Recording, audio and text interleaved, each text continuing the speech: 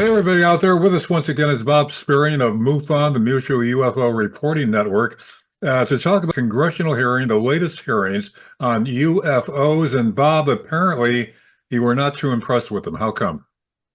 I had the opportunity to read the entire Representative Nancy Mace report on Immaculate Constellation, the apparent secret program that the United States government has about imaging of craft in and out of the atmosphere, as well as all of the shapes, flight characteristics, maneuverability and such. And I can tell you that after reading the entire report and the breakdown of where they talk about triangles and boomerangs and jellyfish and discs and orbs, I've known all of this for like 15 years. I've investigated all of this for 15 years. There was nothing in the Nancy Mace report that Immaculate Constellation had found or identified that I didn't know about already. But Bob, isn't the value of these hearings that it's coming out now more and more publicly, even though you've known about it through your own extensive research? It's never been publicized to this extent before in an official government congressional hearing. So that in itself is pretty valuable, is it not? If you want my honest opinion, no. I've been involved with MUFON's Project Aquarius digital libraries, over a terabyte of historical information. And I can tell you this is just the latest round of congressional hearings that have been going on since the 1950s, through the 1970s, through the 1990s, and now in the quarter century of the 21st century. It's the same stuff, different senators, different congressmen for the past 80 years. All right, so you don't see any acceleration then of a congressional effort to get more of this information out to the public and to put the government on notice that more information should be forthcoming. So you don't see this as anything new or any or an elevated stage of working towards what many people say would be final disclosure. Well, what I think is different this time around is that 70, 80 years ago in the 50s, 70s, 90s, when I had hearings, we didn't have the internet. We didn't have the 24-hour a day news cycle. All right. So in the past, they'd have hearings and they would just fade away into the news cycle in a couple of weeks. What's different this time is the constant bombardment of the news media, 24 hours a day, talking about UFOs, UAP, all of the documentaries on TV, all of the alien TV shows. So it's forefront in people's minds. I don't think we're getting anything new that we didn't get 20, 40, 60 years ago, because they don't show us anything. They never show you anything. They say, well, we have to have private meetings in the skiff, okay? But the public still doesn't get anything. The problem this time is I think they're getting scared because they can't let it fade away. People are continuously interested, and it's going to be harder and harder and harder for them to keep going the way they've been going for the past several decades. So the people who are holding these hearings, the Congress, members of Congress, is this just a show for them, or are they sincerely trying to get the government to release more information? I think they're sincerely trying to get the government to release more information. It's not only Nancy Mace, it's Kirsten Gillibrand, Andre Carson, Tim Burchett. All right. They know that the government probably knows the answer, or at least a lot of what's going on. And the United States military, the Department of Defense, I just don't think they want to release what they have, whether it's because they feel, civilization would collapse, religion would collapse, the economy would collapse if, say, aliens were given us free energy, or real, and we don't want China and Russia to know about it, so they can't tell us what they know. Or somebody's making a lot of money off this because UFOs today, or I should say UAPs, it's big money. We're talking billions, because you've got You've got NASA and Arrow and private corporations like Enigma Labs, that are getting funded by billionaires looking into this. So whatever the reason is, they don't want us to know. They know, and they don't want to tell Congress, and Congress is getting angry. Well, Bob, what you just said perks my interest.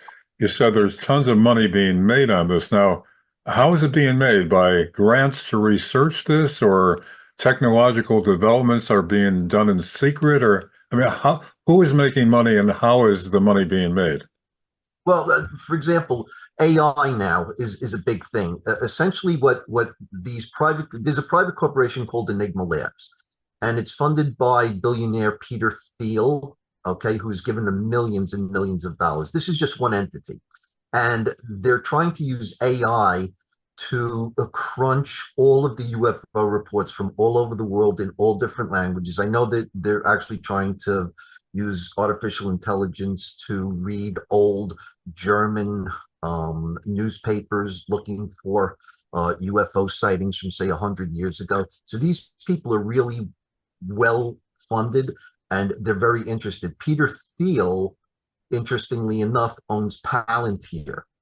Palantir is a software company, basically like a surveillance software company for the Department of Defense. Most of their contracts are military. So the obvious connection between the Department of Defense, Palantir, and Enigma can't be ignored. That's just one thing. If you go back to Roswell, where they allegedly had the piece of metal that could resume shape, all Right. right, allegedly was given to the Battelle Institute back in 1947. And lo and behold, last year, the Battelle Institute announced that they had invented a self-healing metal. Say, for example, if you strafe it with machine gun fire, if it's on the fuselage of a plane, it'll heal itself. So I find that very interesting that 60, 70 years after the Battelle Institute was given possible UFO debris, all of a sudden they invent what was actually allegedly given to them 70 years ago. There's a lot of government, private corporation cooperation because the government is held to Freedom of Information Act requests. Private industry isn't.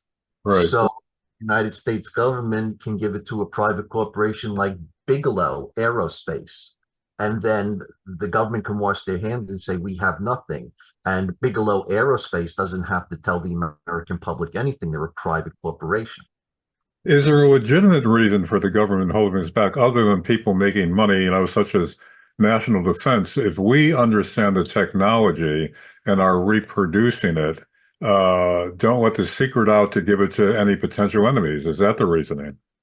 Yeah, that's what I mentioned that before. If let's say we've reversed engineered something. Let's suppose we don't know where this technology came from. I think they used the term hearing TUO, technology of unknown origin. Mhm. So let's say it could be aliens. It could be an interdimensional society living right next to us that can penetrate our frame of reference, but we can't penetrate theirs. Or maybe it's human time travelers. All right. It's getting pretty obvious that they have wreckage and possibly intact craft. The bigger issue is who owns the stuff that the United States government has. But again, so it behooves them to keep it secret to keep making money, or is it that the government has decided, and not for any kind of nefarious reason, just decided for national security, it has to be kept secret. Yes, so it's either they're reverse engineering something. They don't want Russia and China to know, but who's to say Russia and China don't have stuff they're reverse engineering? All right. Could it be they don't want religion or the economy to collapse? Yeah, or it's just that they're making a lot of money. The industrial military complex, their whole job is to make things that kill people, and it's big money. So if they have some sort of military back engineered stuff in their possession, all right, they're going to turn that into product at some point. There's a lot of talk now that Trump has promised or always indicated that he will release more of the UFO files. Yes, he said a couple of things. He said stuff on Joe Rogan. He said stuff prior to Joe Rogan. He said that he's talked to the pilots of some of these Tic Tac encounters, and he says that they're very interesting stories. At another juncture, Trump said, "Oh, I know a lot about what I know a lot about UFOs." He didn't specify what. All right. Um, but I think that he is maverick enough that he might actually release something to the American public because he's a populist. He's somebody that would be considered for the American public. And if he's certainly willing to open up the JFK and RFK assassination files, I think that he'd be more than willing to open up the UFO files because he's the type of guy that likes to throw a monkey wrench into the works. So in that regard, I really hope he does. Well, you mentioned the RFK, the JFK file. Now, the last time around, he said that he could only release so much because the rest of it was just too sensitive. So, if that's the standard, he may also apply that to the UFO files. Yes, as a matter of fact, what he actually said to uh, I think it was Dick Morris, the political pundit. He said, Dick, it's so scary, I can't release it. All right. What does that mean?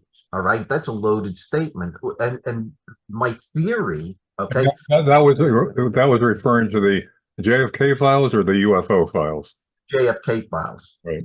says it's so scary, I can't release it. Now he's changed his mind, and I think it's because he got clipped in the ear by a bullet, all right, and that he has Robert F. Kennedy Jr. on his side. So I think that's a bit of an incentive, all right. If you go back to Obama, Obama was on a Tonight Show one time, and like every former president, Bush, everybody, the host usually asks them about UFOs, and I remember Obama saying, I can't tell you, I'd have to kill you because my overlords, won't let me say anything. And I always found that was very interesting. Now, did he say it in a joking manner? He did it in a joking manner, yeah. But, And when but Bush was, and when Bush the son was on the Tonight Show, he just smiled and said, "I can't tell you." All right, but here's where it gets nefarious. Okay, I was reading a quote today. My son showed me a quote by Kennedy, John F. Kennedy, saying that the human race is victim to a vast conspiracy where we're being enslaved. And by the time I leave office, I tend to expose that conspiracy. hmm, He said that 7 days before he was assassinated. The same day he said that was the same day he wrote to the CIA requesting everything they had on UFOs. And he was dead 7 days later. I have the letter. I have a copy of the letter. interesting, interesting. So, uh, So do I think they would kill Trump to stop him? Yeah, I do. All right. uh, all right, wrapping it up now. Uh, Putting aside national security concerns, if they release the real story, and you are convinced that the real story is they are out there, they've been walking among us, all kinds of interaction throughout history, not just lately. Correct. If they release all that, is there any legitimacy to the concerns that religions would be rocked by it, uh, beliefs of people, social beliefs, customs, the whole culture would be shaken by the sudden revelation that we're not alone. Do you buy that? Well, I'll start by saying a quote from Lou Elizondo, who said a while back, "When we find out, when the public finds out what it really is, it's going to be very sobering, and then we're just going to have to continue with our lives." And I went, "Wow, that's another loaded quote. Okay, what's he talking about?" Um, I'm one of those oddities. I'm a UFO researcher, and I consider myself a practicing Christian. All right.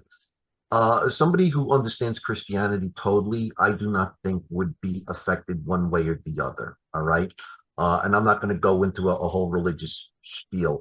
Other religions like Islam and Buddhism, uh, they allude, even the Christian sect, the Mormons, allude that there could be life on other planets. So, and we're a lot further along the way than the 1940s, 50s. People today are far more savvy, especially with the internet and the amount of information available. To be perfectly honest with you, I don't think it's going to affect people who believe in God at all. What I do think it will affect could be world economies. So I'm not concerned about the religious side of it. I'm more concerned about the economic side of it. How so? Let's say they're hiding the fact that, I mean, and you've seen this on probably, 10 different Outer Limits episodes, 10 different Twilight Zone episodes. The good aliens, they bring us the technology, free energy, long life medicines that could keep us up. It would destroy like the medical industry. It would destroy the energy sector all around the globe. Countries would collapse. All right. That to me is more of a legitimate reason not to let us know what's going on. Hmm. Yeah. Uh, just talking about your Christian beliefs. What was the New Testament? My Father's house has many mansions. Yep. Jesus said, I always mention that quote. And there's another one that Jesus said was, I have other I have other flocks. Where was he talking about? Was he talking about someplace else, or was he talking about the future? All right. Very, very odd quote that he said, I have other flocks. There's no contradiction in Christian belief that other life forms, intelligent life forms, uh, couldn't exist because we were the only creatures created by God. You don't see that as some kind of contradiction. No, I don't. As a matter of fact, that the whole thing with dinosaurs and stuff, it's like I don't see that as a contradiction either. All right, it really isn't important to me. Whether dinosaurs were here 6,000 years ago or 15 million years ago, it doesn't matter to me. It's got nothing to do with actually what Jesus preached and what he was here for, what his mission was. So, no, I don't see any contradiction. So, but I mean, the God that you believe in could also be the God of other intelligent life. Yeah, Right? right. Some Christian sects believe that everything happens here on Earth. We live in a universe with 2 trillion galaxies, innumerable stars, and even more innumerable planets. I think that we're pretty arrogant to think that God just, deals with us and us alone. And I've never really found anything in the Bible that actually says we're it and that there can't be anything else. So I do believe in the possibility of life on other planets. Okay, Bob, thanks for this review on the latest UFO hearings in Congress. Now, also, more locally, we're both live in Pennsylvania, and for years now, 50 years ago, there was a UFO crash in Carbondale, Pennsylvania. Now there was a festival celebrating that event, and you were there, the Carbondalian. Is that what they call it? I think that that's probably the best catch name I've heard in a long, long time. Carbondale alien. All right. Okay, you were there and you shot some footage too that will be incorporating in our next episode when we get back with Bob Spearing of MUFON to talk about the local event celebrating the alleged crash of a UFO in Carbondale, Pennsylvania 50 years ago. So we'll see you soon on that podcast, Bob. Thanks.